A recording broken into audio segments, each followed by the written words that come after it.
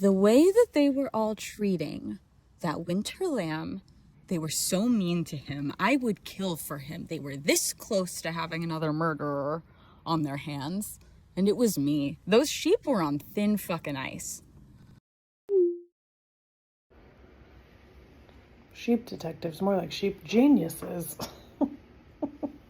I was shocked that I was even seeing this movie because I don't like media for kids, really.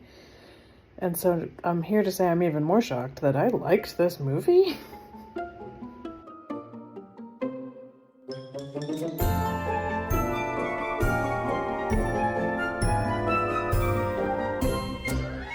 Hello and welcome to Medium Literate, the podcast where two best friends are trying to sharpen our media literacy skills by having a long conversation about a new release in theaters every week. I'm Emily Faye. My co-host is Monika Scott. And this week we are talking about mostly sheep detectives with a side of Hokum, classic duo. And there are spoilers for both. Full spoilers. So, you know, if that is relevant to you. And just a reminder that you can also watch us having this conversation on the Medium Literate YouTube channel. So enjoy.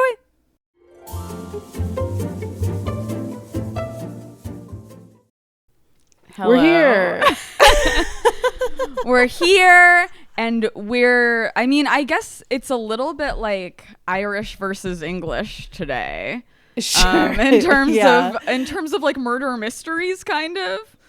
Yes, and you know, Irish versus English, famously not really loaded. There's not a definitive correct side to that disagreement.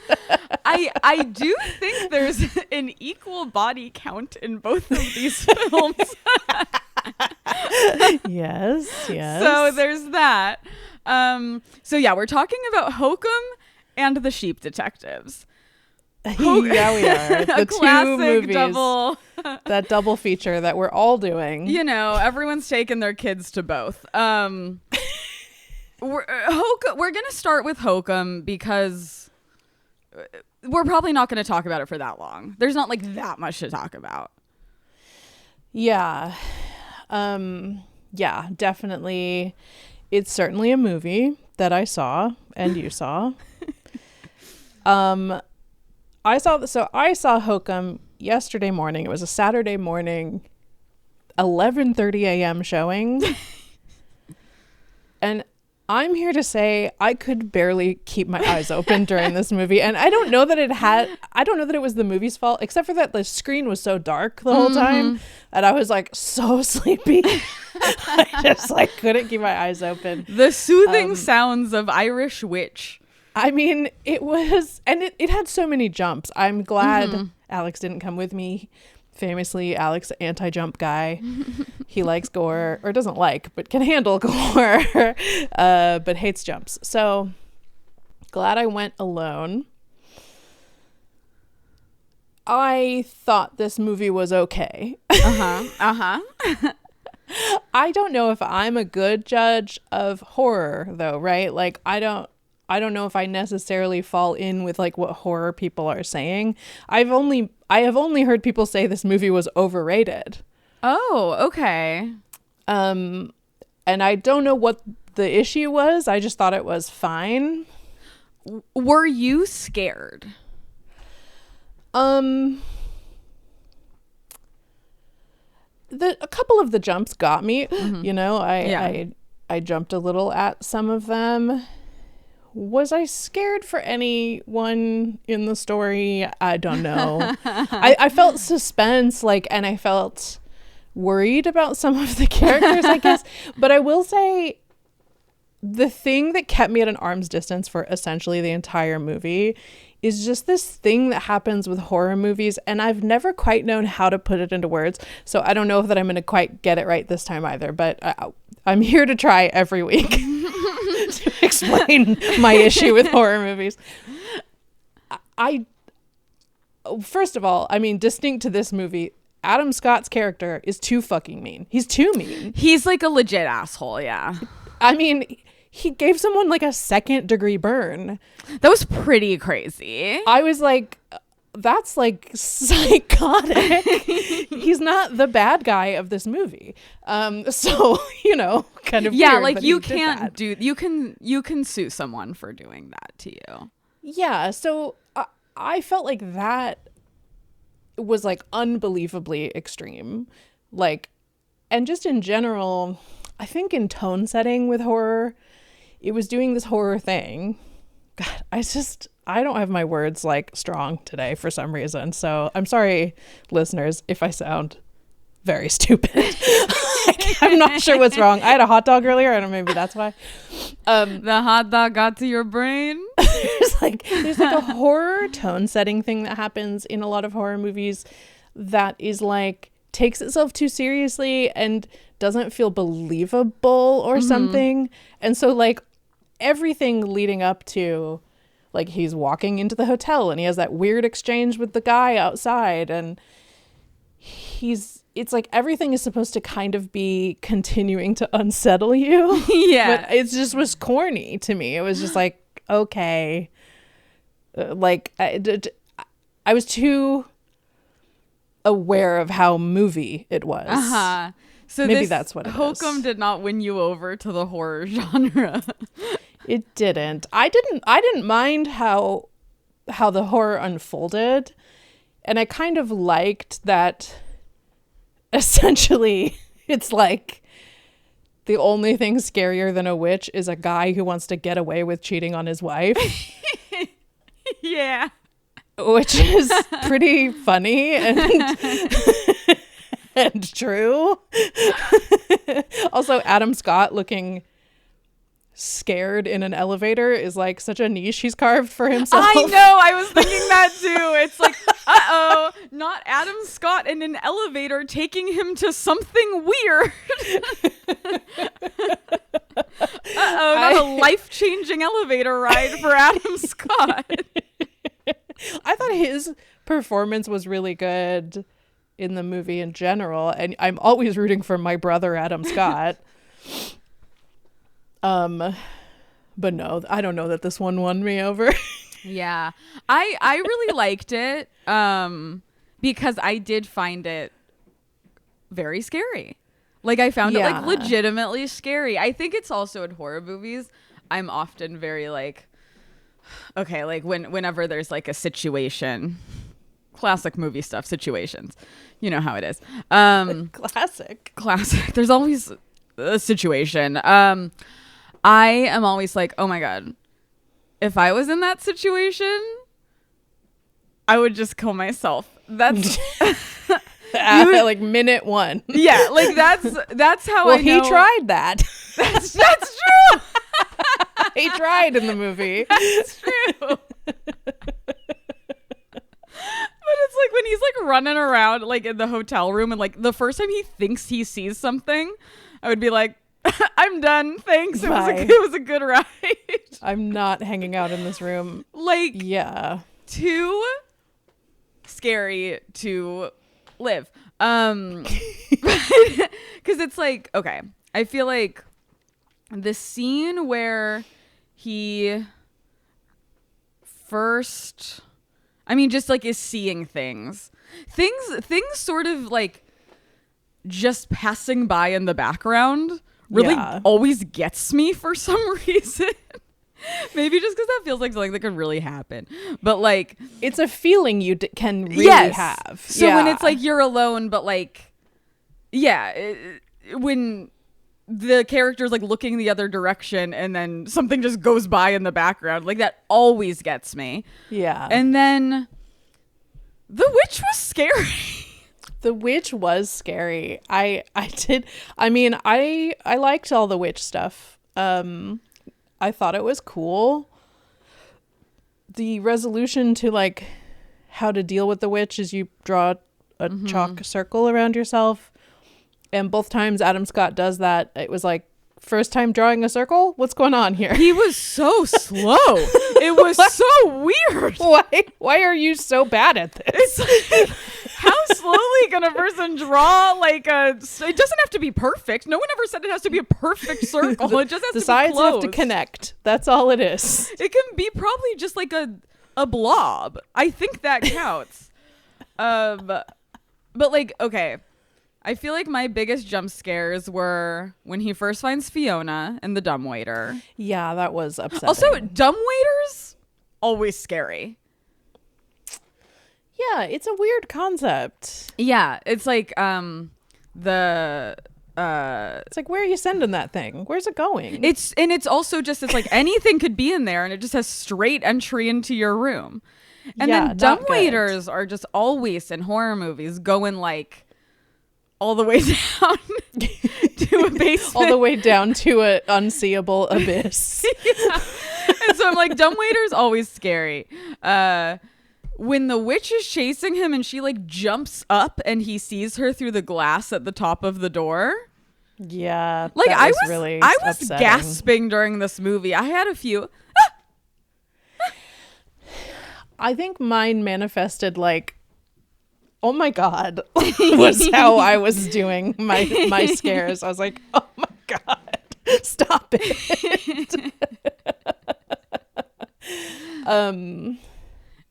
I do think there was a moment that I guess horror movies, have to be really, really grounded in reality. Like the people have to be talking to each other in a way I recognize as people talking to each other. And so I think that's why, like, when he's picking a fight with the groundskeeper Yeah. as he's entering the building, it's like, what is this? But to be fair, I have encountered many customers like that where first thing through the door, never seen this person in my life, and they're just like, there's no parking. It's like, I'm sorry that was hard for you. Do you want to take a minute and relax? Your doorbell's too loud. Start this conversation with me? Yeah, I mean, there are agitated grouches. And Adam Scott, my brother Adam, very gifted at playing those. But the thing that really took me out of it, where I was like, okay, give me a fucking break, is when an Irish person said a story was too bleak. I was like, I've read a lot of your guys' books and I have to disagree. It's kind of your whole thing. I have to disagree about this opinion culturally is like not. And it was Fiona who said that, right? She was like, that's too bleak. I'm not reading that. And it's like, well. Bullshit. Have you read a Sally Rooney book before? Normal people really destroyed a lot of lives. I also found it slightly unbelievable. I mean, look, I guess it's a small town. There's just not that many people there. But I'm like, why would she be sleeping with that guy? I mean, listen, mistakes get made via proximity. That's true. That's true. Even if you are the only hot young girl. Yeah, sometimes I think especially. Yeah. You just have like proximity goggles on. Yeah. And, someone just has to be like, not the creepy bellboy, who was very nice, but very nice, scary shaped. Yeah. or her father-in-law. Yeah. Or his father-in-law, the old man who owns the hotel. Yeah. And usually lately I've been like, okay, I am disappointed when the thing that is making scary things happen is simply a witch. I feel, because I typically feel like that's a cop out, but I think because this was like, sort of like Irish lore, it felt more earned. And it also earned the witch. The witch was like really scary. I thought the witch was well made, and I liked her weird little cave. Mm-hmm. She did what she could with the bowels of the hotel, and I think she did a beautiful job. Her scary little trinket mobile and her scary little cafeteria double doors full of demons. I know. I guess. I was like, okay, and so that just stays closed normally, though. Yeah.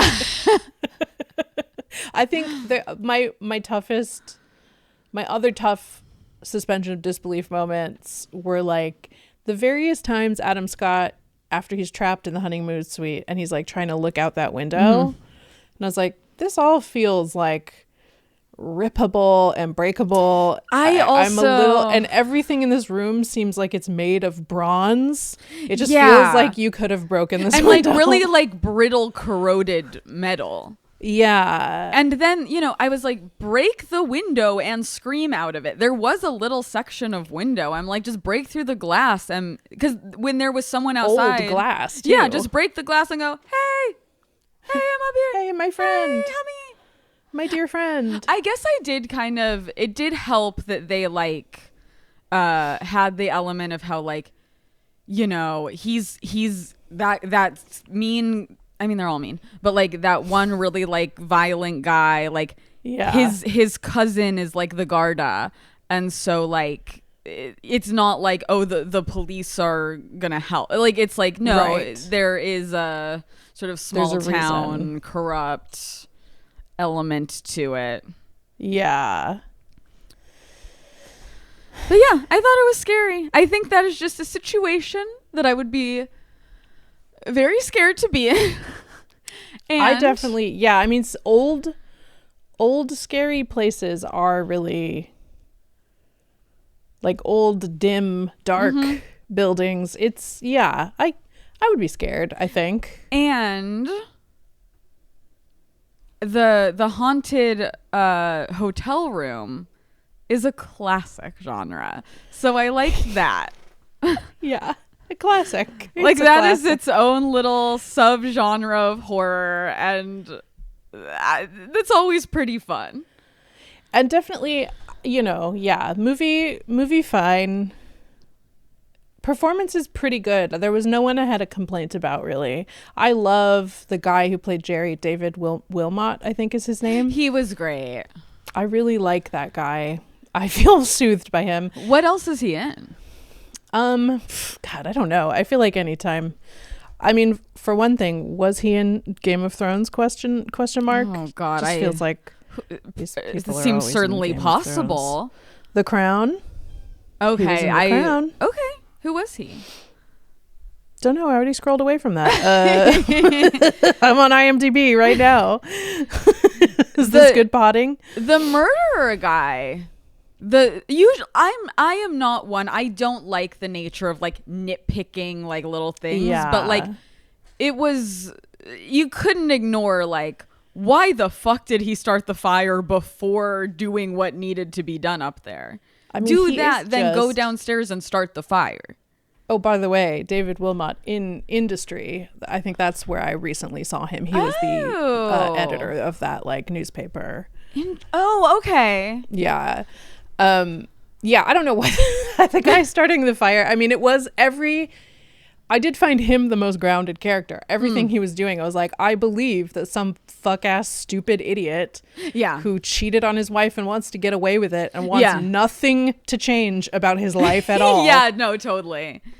Would make a bunch of really stupid decisions For like sure. this. No, just like an absolute dumb fuck who thinks like murdering a fellow employee is a smarter move than like facing your the wife maybe figuring out that you cheated on her. Yeah, and also losing your hotel manager job. Yeah.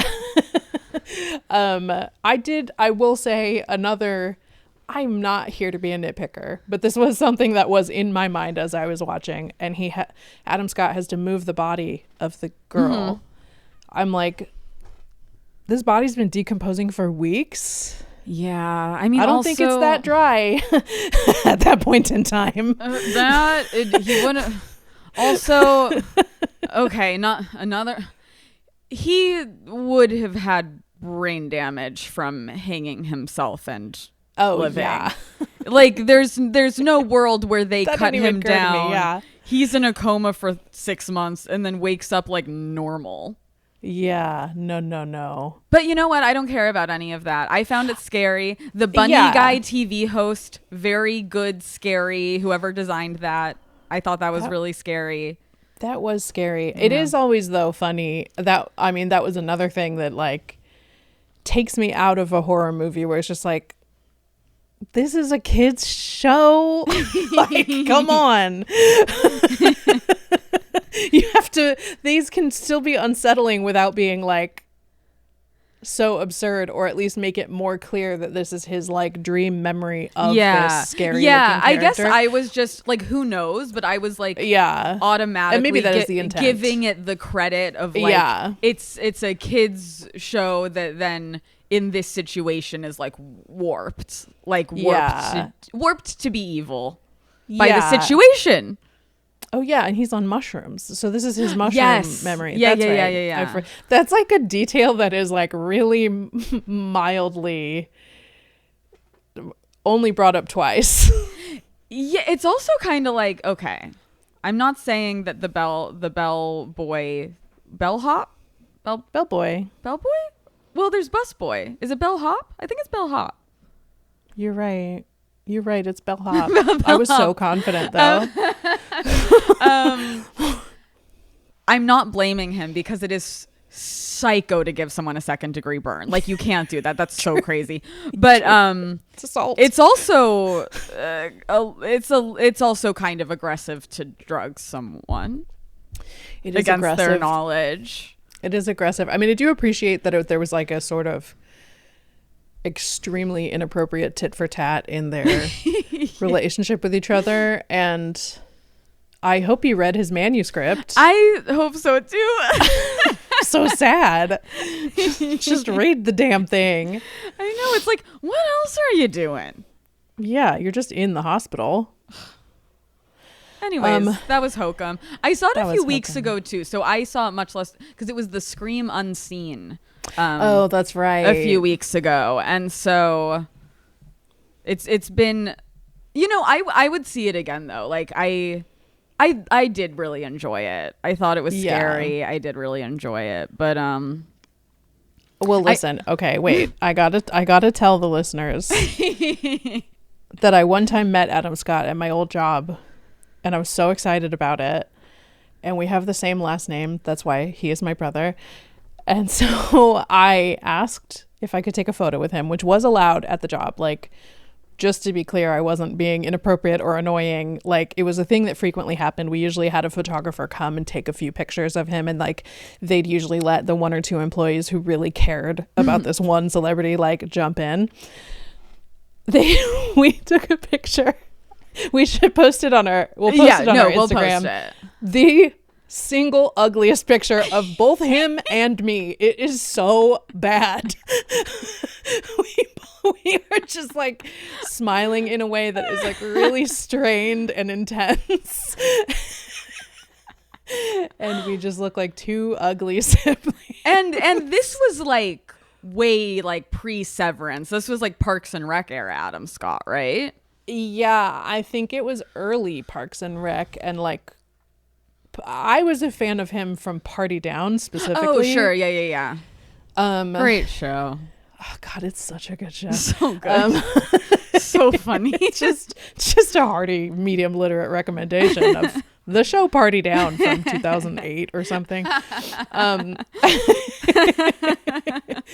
But yeah, really good Adam Scott. But I was a fan of him from that, and so yeah, that's why I asked for the picture, and then just like it ended up being a picture that was like, I don't want to show this to anybody. He certainly looked, I felt, less like Tig Notaro than usual in this movie.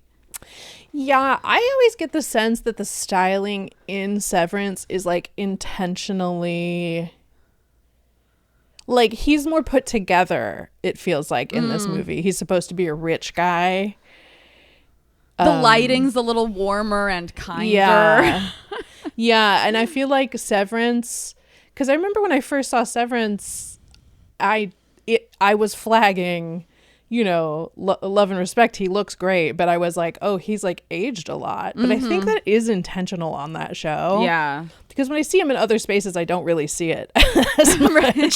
So that leads me to believe it's the cool toned lighting of Severance, which is none of our friends. No. not one of us friends, except for Britt Lauer, who looks great on that show all the time. And I'm like, okay, cool. Congrats to you. That's true. But we should move on to, I think, the main event. Yes, we'll take a little ship over to England itself. English countryside we were in this movie. And it's time to talk about the sheep detectives.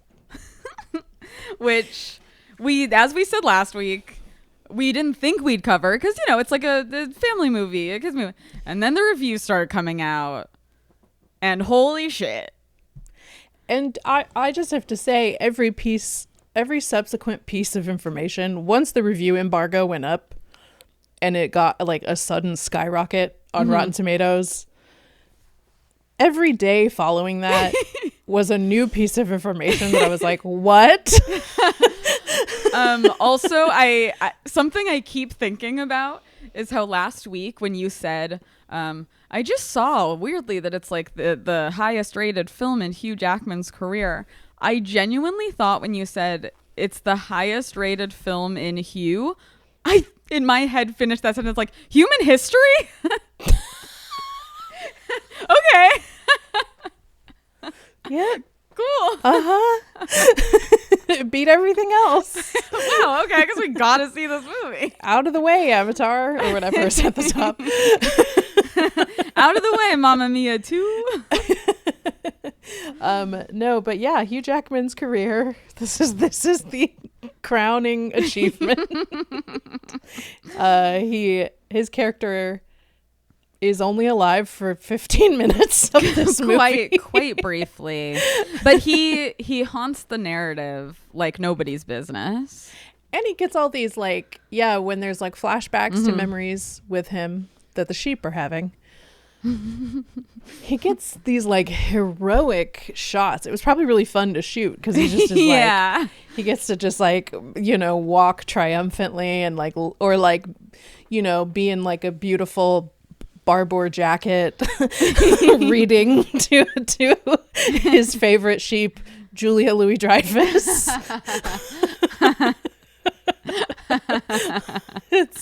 It must have been fun to just kind of get to do that. I think that the most shocking piece of information for me was that it was written by Craig Mazin. So funny. My friend from The Last of Us. Yeah, it's so Chernobyl. Funny.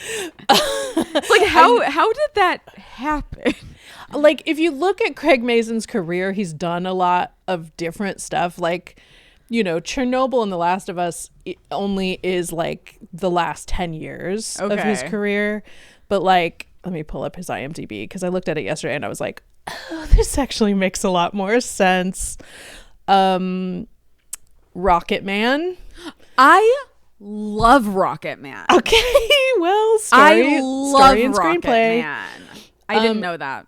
Scary Movie 3 and 4, fascinating. Wow. The Hangover Part 2 and 3.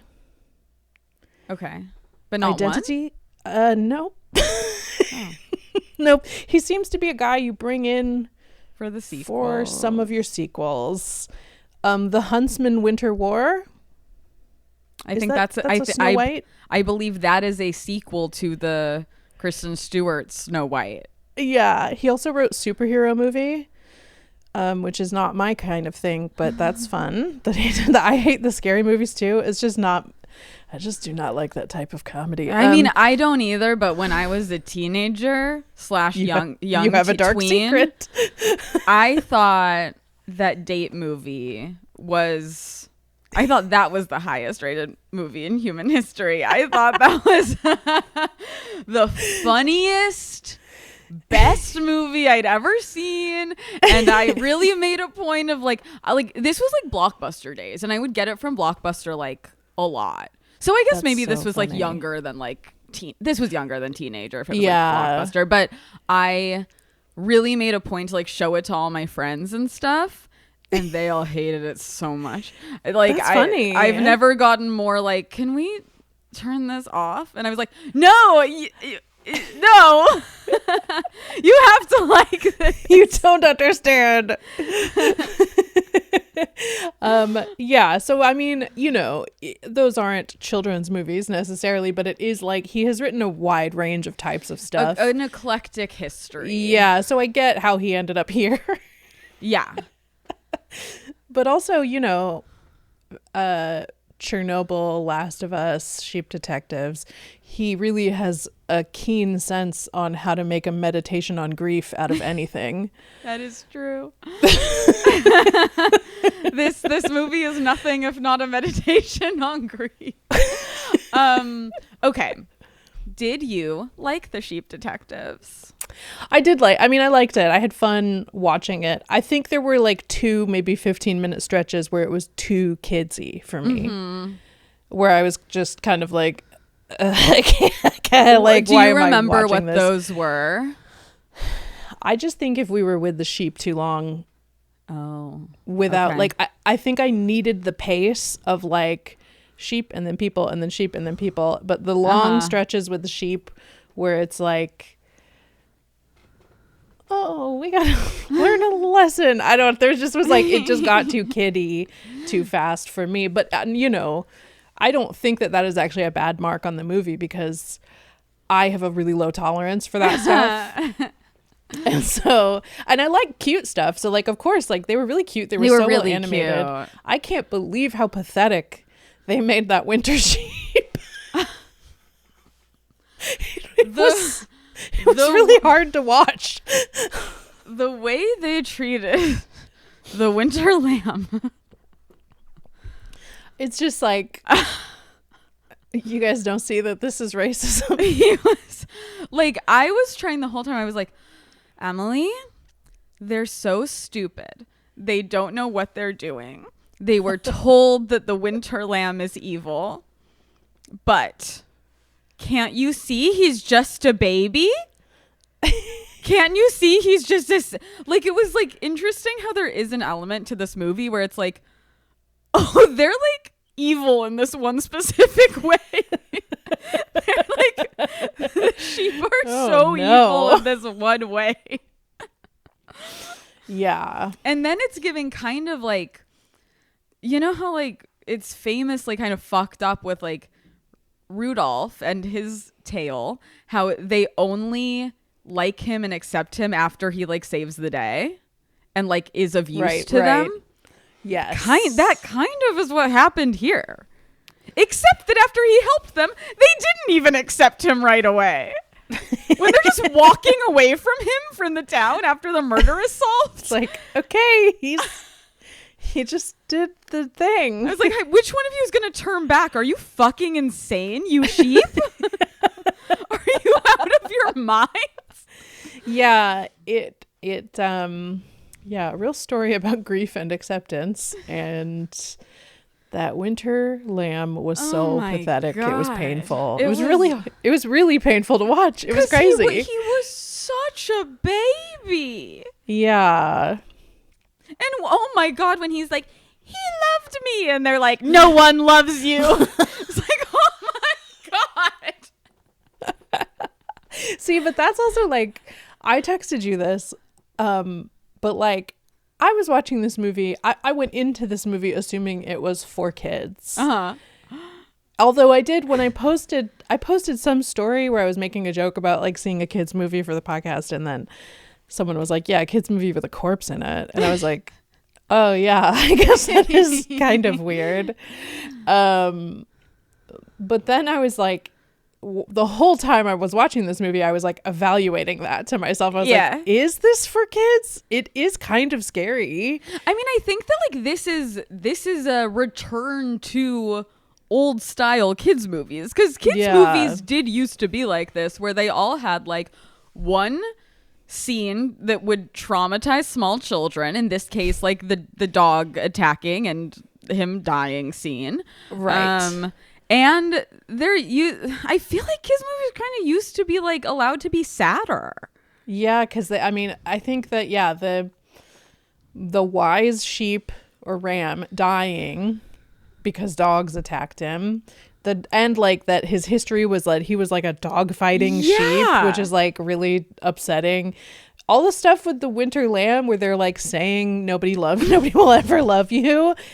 It was like, this is really intense, and I think kids are better off for the. I mean, listen, I'm not a parent. I don't know anything about kids or childhood development, but I get the sense the kids are better off for stuff like this than for stuff like Super Mario Galaxy, where Totally. I didn't see that, but like universally I have heard a lot of parents say, I regret taking my kid to this.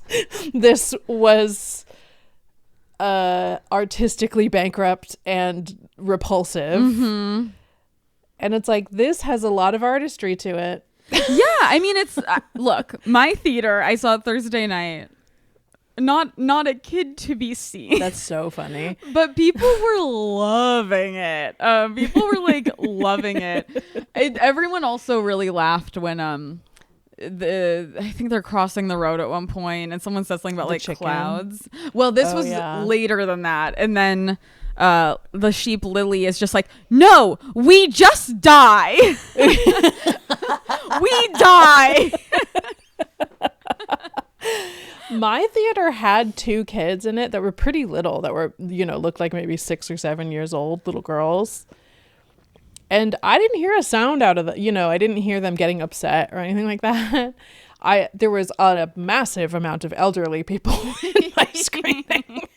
Like lots of people, whole families shepherding grandma to the seat kind of thing, which I thought was funny. Also, there was like a family that was like, middle-aged mom and dad, probably in their like 50s or so, grandma, and then teenage daughter. And everyone helps grandma to her seat, which is directly in front of me, and teenage daughter's here. And I heard the grandma go to the teenager, what other movies are playing here? Oh. And then she just had to list movies and kind of explain what they all were. Did she have to tell her about the Billie Eilish movie? No. Directed by James Cameron. James Cameron's movie, you mean? Because I went on Thursday night, everyone was, it was a sold out showing of The Sheep Detectives, but also like it was so crowded for Billie Eilish people. That's wild. I am open to seeing it this week, maybe.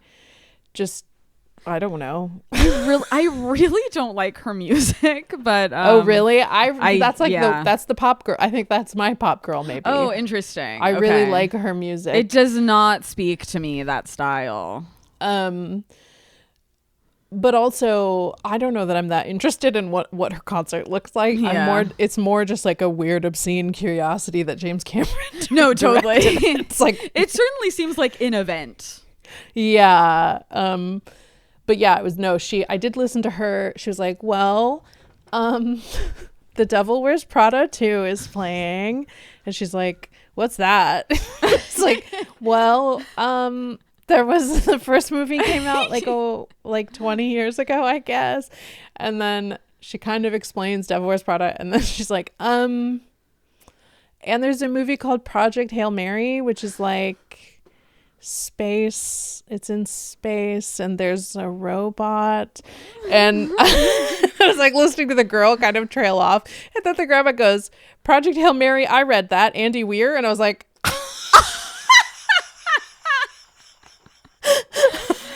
if there's one thing Grandma. Old people are gonna do, it's read every fucking bestseller on the list. Okay, Grandma, Oh my God. let's talk. That's so funny. And then I stopped paying attention to her really struggling to describe movies she has not seen. Well, it's like if our starting point is she doesn't know what The Devil Wears Prada is, right. I don't know how helpful the rest of this list is going to be.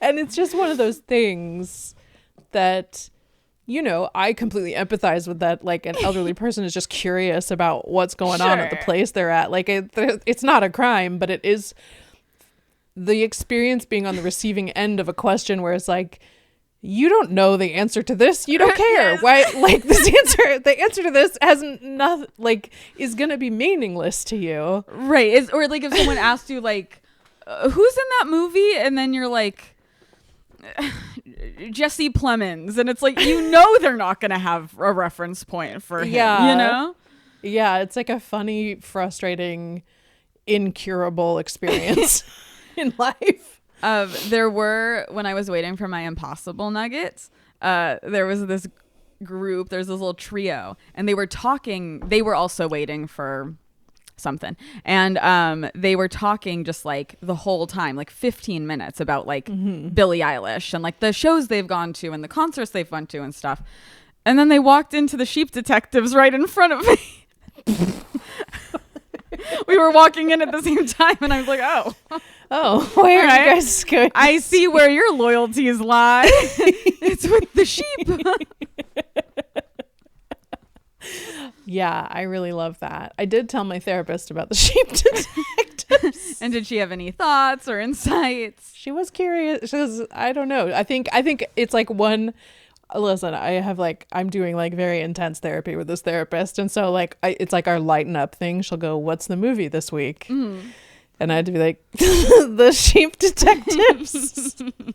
And she's like, "What is that?" And I was like, it's kind of like Babe, but with sheep, like same type of energy. The animals talk, but only like, to each other." Yeah, she was like, "That doesn't sound like a movie you'd like," which is funny. She's got that insight on me.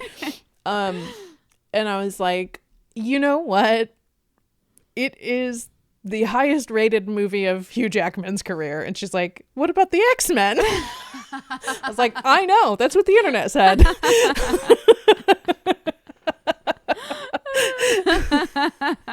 She was like, okay, I guess I want to see it. I have actually been finding myself bringing it up a lot. Sheep Detectives. Yeah. And how's it coming up in conversation for you? I'm just saying the sheep. Last night I was at a party and someone was talking about like, you know, looking into some allegations, and I was like, you're gonna sheep detective that shit.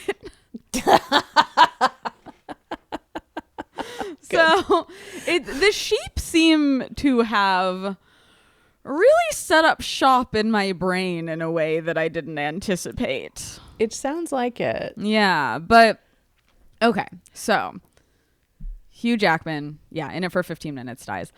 Yeah. The sheep classic are so cute. Like, I was really impressed by how they managed to make it like they did look really like photorealistic.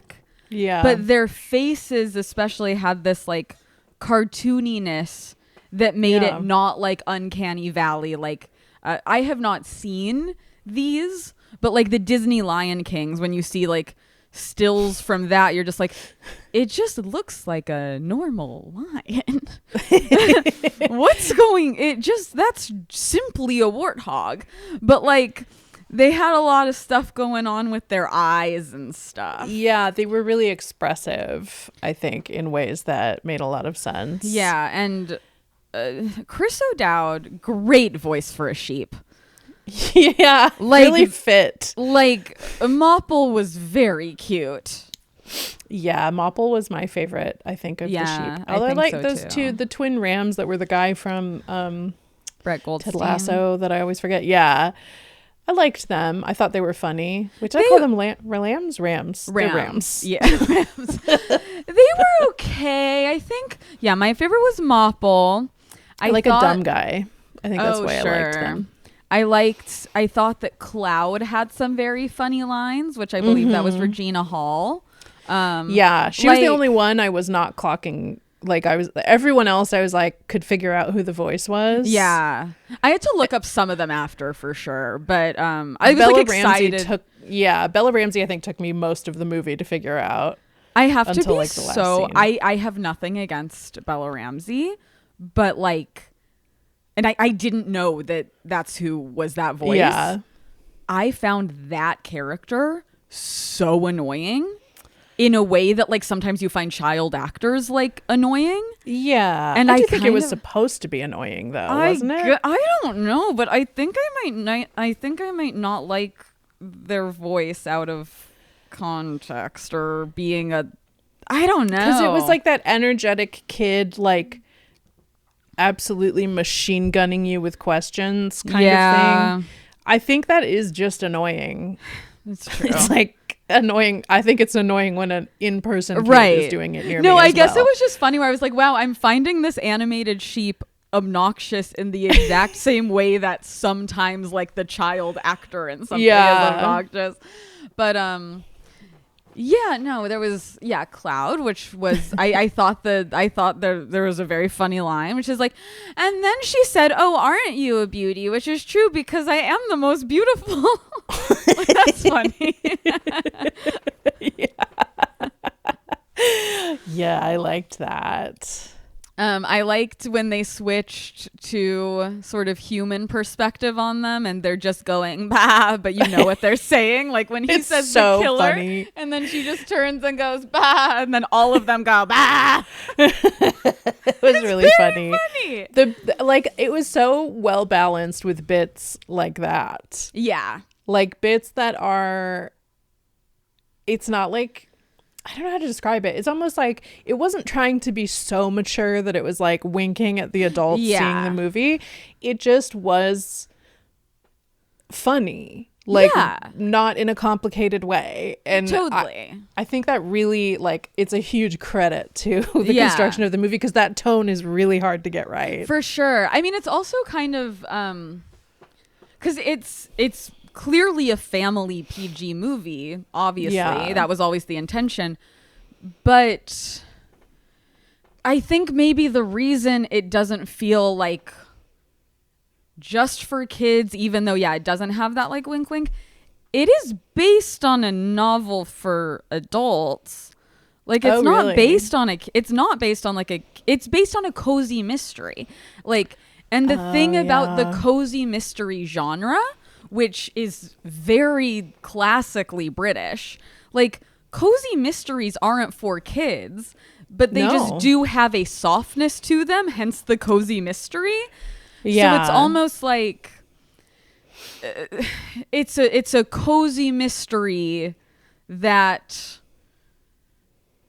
is just very well suited to make into a family film because there's a bunch of cute sheep. Yeah. Totally. And I think cozy mysteries are going to be, we're going to see more of them, I think. Like, I think that's going to be a really reliable piece of, I guess, genre storytelling. Like, it's like a really specific genre, but I just think it's like a really popular style of book. Oh my God, totally. Like my it's good IP to license. For it's sure. Like maybe the last frontier right now of unlicensed licensing IP. I think for America, because like in my coworker is obsessed with like cozy mysteries. Yeah, and she got like. She's a BritBox subscriber. BritBox and something called Acorn TV. Oh, Acorn. To just watch like every fucking cozy mystery series, which are all like 1,000 episodes and go back, to the 70s, because like in England it seems like they are just like putting out cozy mysteries like you wouldn't believe. Yeah. And so it's a cozy mystery. And cozy has like a really specific, for something to be considered cozy, what are the rules? I feel like I think it's like there is usually a murder, but there's no like nastiness, there's no like sexual assault, there's no like, oh, and then he dismembered him and kept his ear in a jar because he's a sicko. Like it's not my genre, so I'm like not the best person to be speaking on it, but it's usually small town. I think it's usually somebody like just kind of like like a pleasant character who solves it. And it's never like this psycho is like a nasty fuck, like Criminal Minds vibes. It's like, okay, no, there's a motive and there's a this, and it all comes together very nicely. And there's no explicit like profanity or sex or as far as I know. I looked it up on Wikipedia. Okay, the most trusted source. And that's what it says is that like cozy mysteries are a subgenre of crime fiction where sex and violence occur off stage. Unfortunately, it's not my genre because I you need the sex and violence. Well, I grew up on Criminal Minds. I need it. Also, what's important in a cozy mystery is that the detective is an amateur sleuth. Oh, okay. See, that's funny because I do the thriller genre I like is all amateur sleuths. Yeah. Like, but it's amateur sleuths who are typically like a haunted alcoholic woman who is connected to the crime somehow. Yeah, we have a family member who is a cozy mystery writer. Really? Yeah, Jen Pitts. If you know, if you want to check her out, she specifically writes New Orleans themed cozy mysteries. So like, I think she has a couple of different series, but like the French Quarter mysteries and you know, it's I read a couple of them. They are as promised, amateur sleuth, nothing nasty going on, just like mystery unfolds. That's fun. Yeah. But in those ones, you know, someone's eating beignets or whatever. It's a cute conceit to have it be like the reason they even know about this kind of thing is because he reads them the books. I loved that. Like, that's that a great little like premise. If I may do the thing I almost always do, listen, Nicholas Hoult was fine. Wait, Nicholas Hoult? That's his name, right? Are you talking about Nicholas Galicene or Nicholas Braun? Braun. Holt is the great, right? The guy from The Great. So many Nicholases. We've got too many Nicholases, and I really only have room in my mind for one. Nick Braun, he was fine. I don't know how to tell if someone's doing a bad or good British accent, but it wasn't hitting me great. And I immediately was recasting him in my head. And who I have landed on personally that I think would have been good in that role is Peter Claffey, aka Dunk. He would have been great in that. Oh my god. Oh my god. That would have been amazing if it was Dunk. He just was so perfect. He's got the height. He's got the and he's got the sweetness. Right. He's like so amazing at playing like a sweet doofus. Yeah. I will tell the tale of how a couple months ago, Nicholas Braun happened to be at Edendale at my birthday party night. And he attended your birthday. He was at my birthday and he just was there. And because, you know, it was late, I had some drinks in me. I was like, it's my birthday. It's going to be so funny. I have to talk to Nicholas Braun. Gotta see what Cousin Greg is up to. I went up and I was talking to Nicholas Braun and his buddy for a while. Told his buddy his shirt was ugly and he should take it off and just be wearing the undershirt. And he did, and it did look better. I do think Nicholas Braun was like this the whole time because the second it's my 31st birthday came out, he was like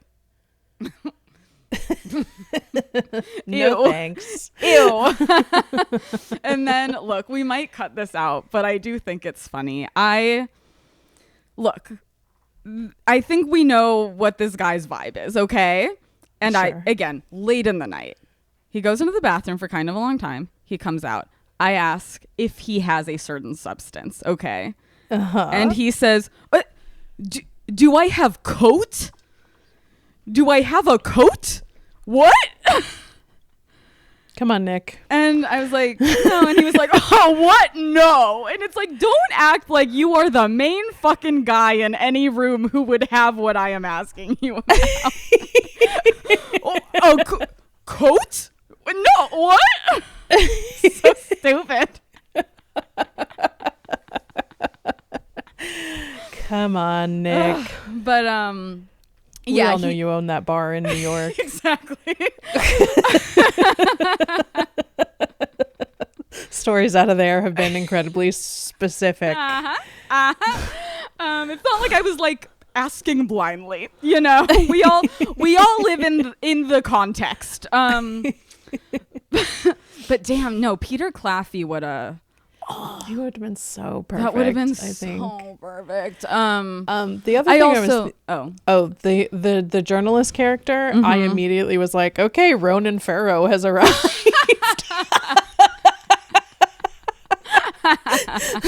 He's on the case. By the time they had, skipping to the end, by the time they had the whole speech and they revealed that he was the murderer. Yeah. At that point in time, we hadn't seen him for so long that I forgot he existed. And so when Nicholas Braun is like, but a man around this age who's blah, blah, blah, blah, I was like, who could that be? Who are you talking about? It's certainly not going to be a new character, but who could that be? And then they showed him and I was like, oh, right. I forgot you were here. Forgot about you, Ronan Farrow. I'm sorry. Also, look, when they reveal that the murderer is a white South African, I said, this is my kind of movie. This is a movie after my own heart.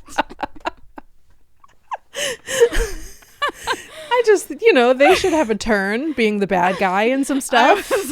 It's just long overdue. I was like, yes, this is the choice I would have made too. Any movie, they're like, who should be the villain? And I'm like, oh, damn, probably like a white South African. Yeah, that's funny. I have no real life experience with white South Africans, but they're so weird, dude. I've watched a lot of 90 Day Fiancé, and there's been 2 or 3 on there that I'm like, woof. What's the culture over there? It's going to be my least favorite accent on the planet. But it's a really odd one. I just love how they're always like, yeah, we fled because we were being persecuted. We fled South Africa. It's like, okay. Yeah, I'm sure. Anyways, I thought the yellow hair dye thing was so fucking funny because that's like really not absurd. How you dye your hair blonde. That of course. Is definitely what was crossing my mind. Was like, yeah, sorry, you can't just dye brown hair yellow. And I think the movie knew that because I feel like that was a big laugh scene. Like everyone in the theater was like, especially when they show him dyeing it and it's just this bright yellow dye. Yellow acrylic paint. Like they knew, and that was extremely funny. Yeah, I mean, that part is for kids, right? It's like, yeah, well, what do yellow and blue make? Yes, no, totally. Yeah, but I don't know if kids know that you have to bleach your hair to get blonde. Often, and you know what? Several times. They're giving the kids a bad understanding of hair science. I know. All these kids are going to be like, I could go blonde like that. And it's like, no, you're going to have damage. Do you know that? Do you know that you're going to damage your follicles? Yeah. I somehow didn't realize that was Hong Chow. Oh, that's funny. I just like didn't I don't like think about haircut, it, I guess. I don't know. It's too different. Yeah, and also the butcher was Lord Varys from Game of Thrones. Oh, really? Yeah. Oh my god. I was like, oh, okay, with a little hairdo. And his name was Ham, correct? Yes. Hell yeah. Yeah. Love that shit. I feel like that whole scene where they like realize that people are eating them and they're all gonna get killed is very that's the Snow White running through the scary forest of this movie. Yeah, it's really frightening. Yeah. And when that one sheep is like, run. Okay. Oh my god. Okay, you know what made me so fucking sad I couldn't even handle it? Was when how earlier in the movie they're all like, doggies, we love doggies, it's the doggies, hi doggies, we're gonna have doggies, and then they're like, doggies, and then the doggies try to kill them because they don't know about doggies. They just assume everyone's nice. Yeah. And they're like, sad. Why are the doggies trying to kill us? And before they were like, doggies. It is sad. It is too sad. It's so sad. And then when she there's a lot of also visible nuzzling up to dead bodies. Yes.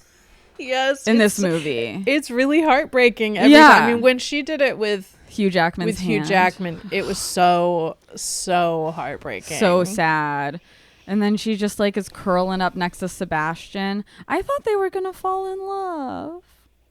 I for a bit of it, I was like, is she the mom to some of these lambs and he's the dad?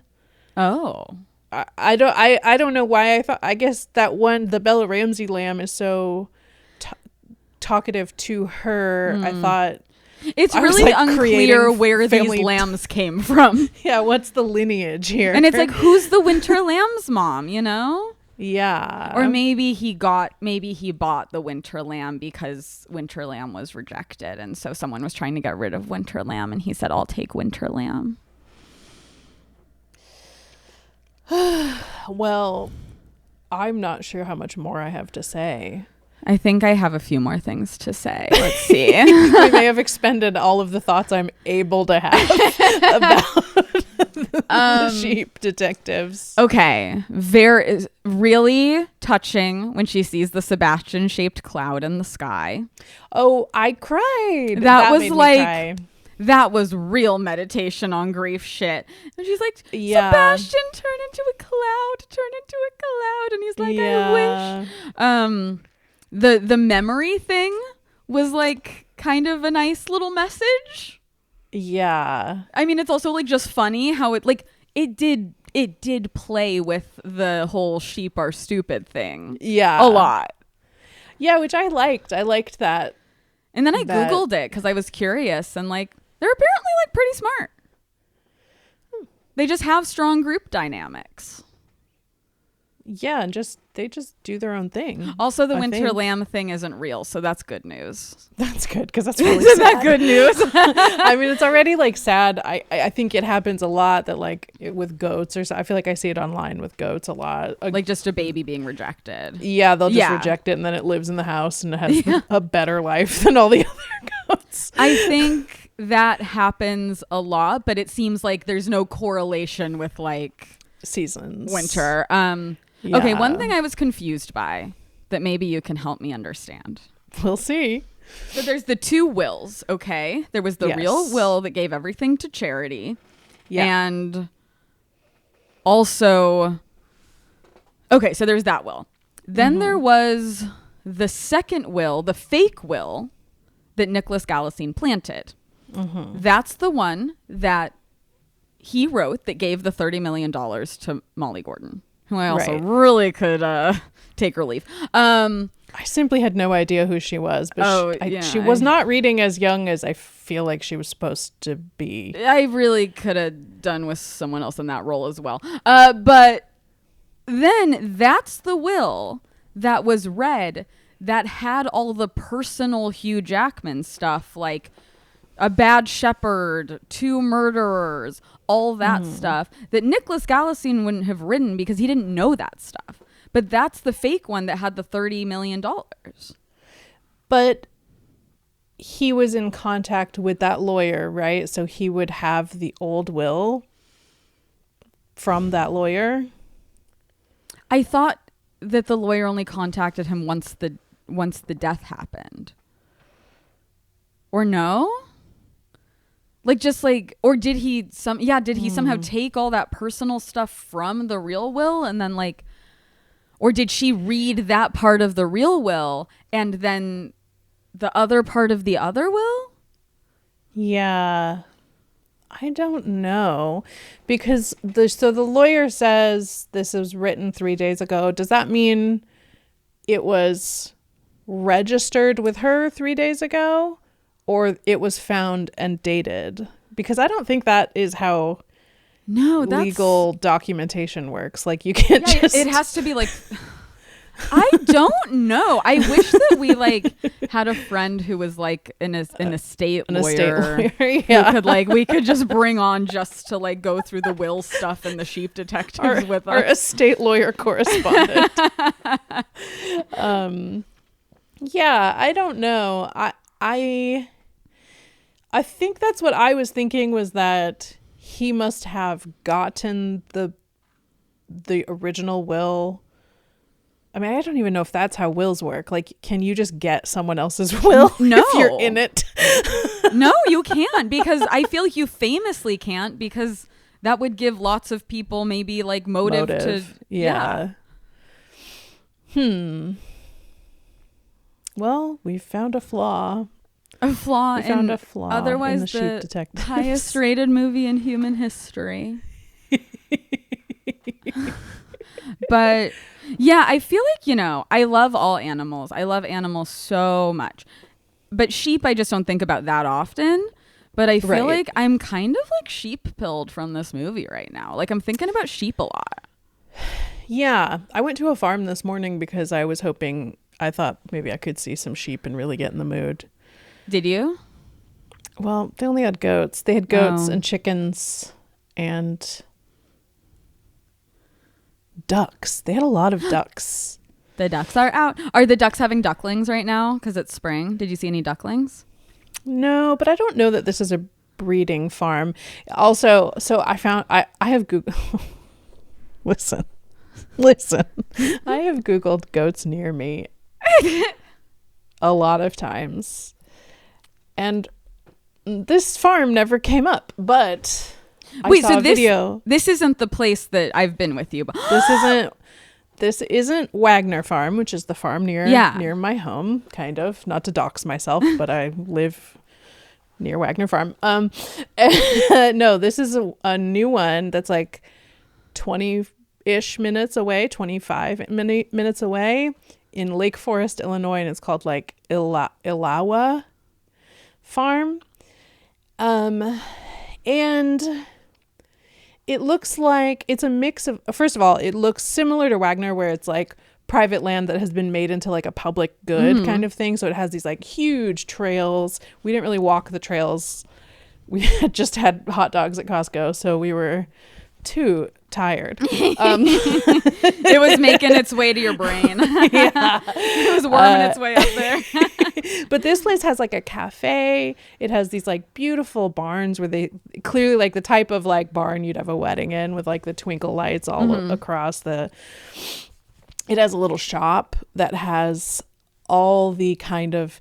It sort of frustrates me that this aesthetic and this type of like kitchen stuff and food stuff has a slight political bent now, because when I was standing in this space, I was like, oh, I love all this stuff, but also it's all a little maha. I only have these grains that are from the farm or whatever. But still, I got some peaches from the farm that are preserved, that are vanilla preserved peaches. Ooh. And I'm gonna make some peach and cream butter swim biscuits with. Oh my god. Yeah. But I finally found a place that has goats. They have like 6 goats. They're really funny, and they have their little area, and the goats, when you walk up to the little fence, I can't wait to take you here next time you come. Oh my god, I'm so excited. Booking my flight now. If you walk up to the fence, the goats know that they can get, like, you can't really get, like, it's like chain link, but they'll push their stomach and like side of their body up against it so that you'll scratch them. It's so cute. And then the chickens and the ducks have a little like duck run area where you can go in and you buy a little cup of treats, and then they have little umbrellas that are maybe like this wide that are like stuck in the ground, and then there's like the ducks had like peas and lettuce in some water so that they could like waddle under the umbrella and then go really fast. And they like eating peas nice like time. Popcorn, just like you do. I know, and I connect with them in that way. All in all, a really good farm. I will say the whole area, it was in like a very wealthy area, and there was just sort of a Get Out quality to all of it that was like a little strange to be in. But nice to visit, don't want to live there is sure my review. I it was just like kismet that I was already planning on this past weekend going to the Gentle Barn in Santa Clarita. And it's just the best. It was my first time going for some reason, even though now that I've been, I'm like, wait, why I'm not here every weekend? I should be here every weekend. Because it's like, I hugged cows. And then, there's that big area where it's just like all the animals coexisting. Yeah. And there was a very funny emu named Earl who was just an absolute menace. And his handler was just like chasing her after him, being like, sorry. But there was a 3-legged sheep because she had to get an amputation, but she didn't seem to notice. And there was one point where all of the sheep in a big little group, plus some goats, were just in a group running circles around the whole yard.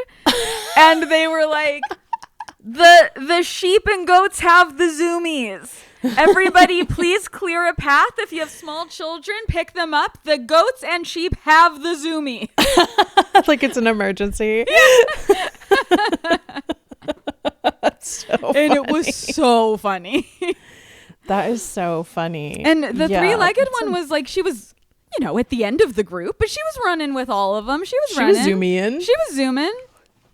And then a goat. I like them so much. It was so great. And yeah, lots of goats. There was one really cute goat named Tina. And there was one goat named Geronimo who would like nudge you. He was like nudging like your hip and hand for like, hey, pet me. Like if you weren't looking at him. It was, I love them so much. Yeah, I love the Gentle. I volunteered at the Gentle Barn and I was assigned the turkey. I have to say, after petting the turkeys, I would be okay being assigned the turkey. Yeah, it was okay. I think it's just an animal I'm not enthusiastic about. Sure. It is funny that the assignment also it was far too vegan of an experience for me. Yeah. Because like you had to go to a interview and then an orientation, and then you're like, okay, on Sundays you come every Sunday and you are assigned an animal that morning, and then they brief you on the animal, and what you are taught is like you have to tell people how the animal likes to be interacted with.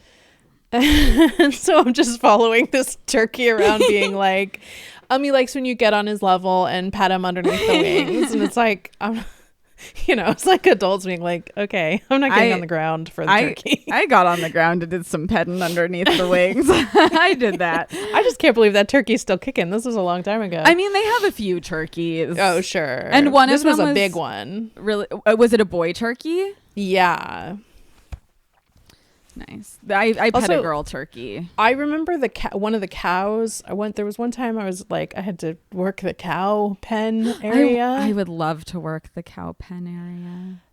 And there's one cow, Buttercup, that I was like petting the face of, and I stopped for a second, and this was maybe foolish of me. Like, I'm clearly not I'm not experienced in farm stuff, because the cow, I was essentially between the cow and a wall. Which is like maybe not ideal. I stopped petting the cow for a second, and it was doing the dog thing of nudging me, but the head is like 800 pounds, and it just like slammed me into the wall. I was like, oh my God. They are the weight of a large pickup truck. It was crazy. I was like, okay, sorry. Oh my God, that type of sheep that was at the end, I looked it up. I forgot what it's called, but when with the black face. Yes, that are so fucking cute. When that one was like, where's your face? And he just goes, that was so cute. Yeah. A running bit we have is about the world's most famous cow. Yes. And for listeners, the world's most famous cow is that cow that is like always in the fucking prints everywhere at Target. The like Highland cow with the big bangs.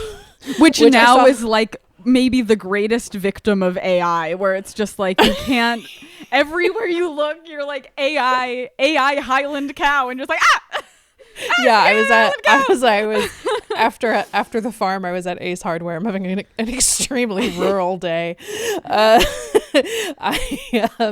We were at Ace, and I was like looking at the summer stuff, and it was all like that cow, but like in an Uncle Sam hat. Oh, and, boy. like, but I was thinking those sheep deserve the spotlight maybe Yes. more than that cow. I think like they are so picturesque. The little black faces and the white bangs on top. I guess we should just be like grateful that they're not being bastardized in that way.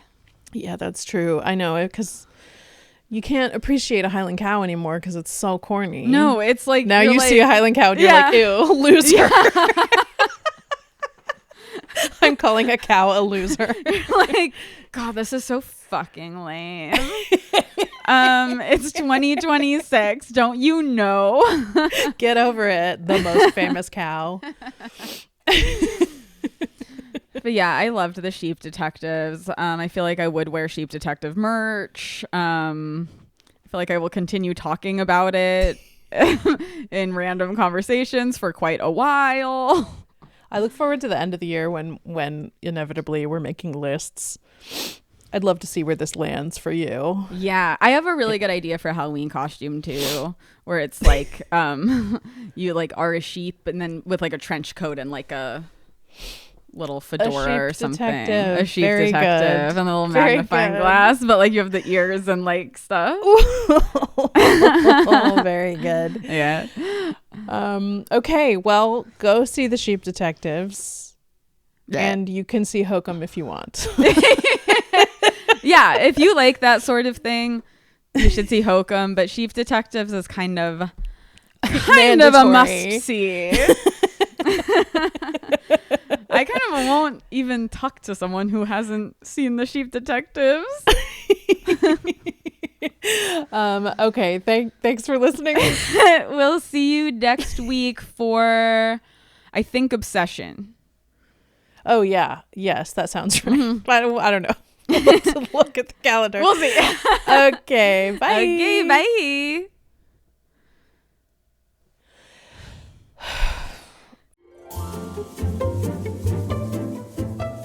Okay, that was it. That was the Sheep Detectives with a side of Hokum. Thank you so much for listening to us. If you liked this episode, I think you know what I'm going to say, but I have a cheeky wee favor to offer. Offer? No, ask. Anyway, please send this episode to a friend. Send it to someone who is in your family that writes cozy mysteries, or maybe someone who likes honeymooning in Ireland. So those are two of the options of people you could send this to. We appreciate you listening so much, and those personal recommendations genuinely mean the world to podcasts that are indie like us. So that's that. You could follow us on Instagram, TikTok, Patreon, YouTube. Medium Literate is the title you search. This isn't my best outro, but I trust you guys, and I think you'll accept me as I am. So thank you so much for listening. We'll be back next week for Obsession. Sorry I was hot dog brained. We'll talk to you later. Bye.